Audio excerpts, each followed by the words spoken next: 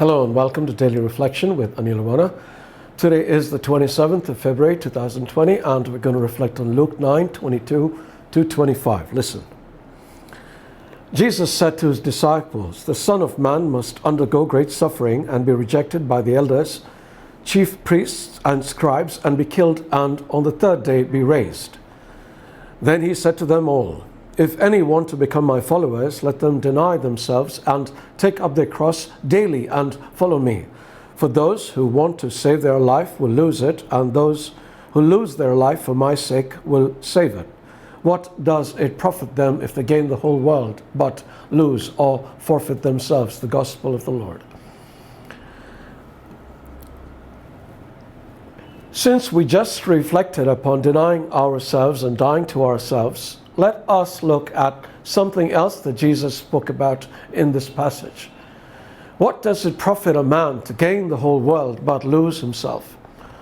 To gain the world means to gain all that the world has to offer: money, fame, success, power, and all the other trappings.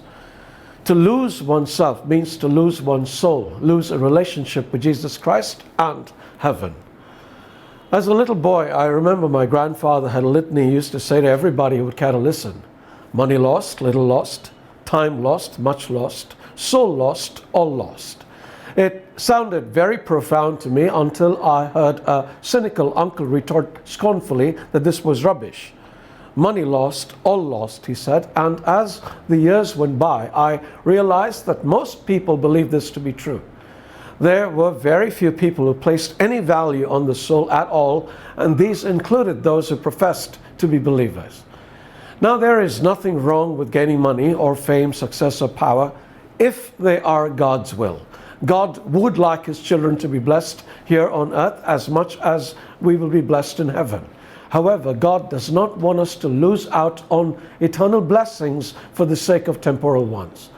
To run after the things the world has to offer for the pleasure it can give us for a few years, instead of pursuing what heaven has to offer for all of eternity, is folly. And yet, that is what we do, is it not? Ambition can be a good thing if it is for the right reasons.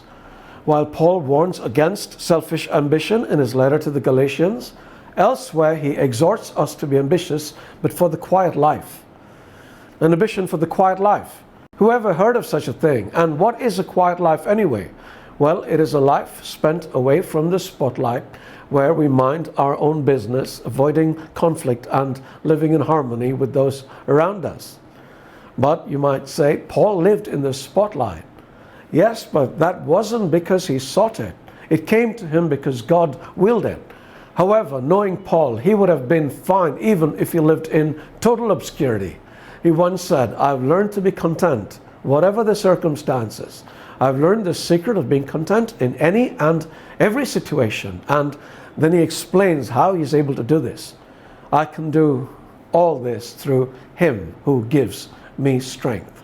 So let's all be ambitious for the quiet life.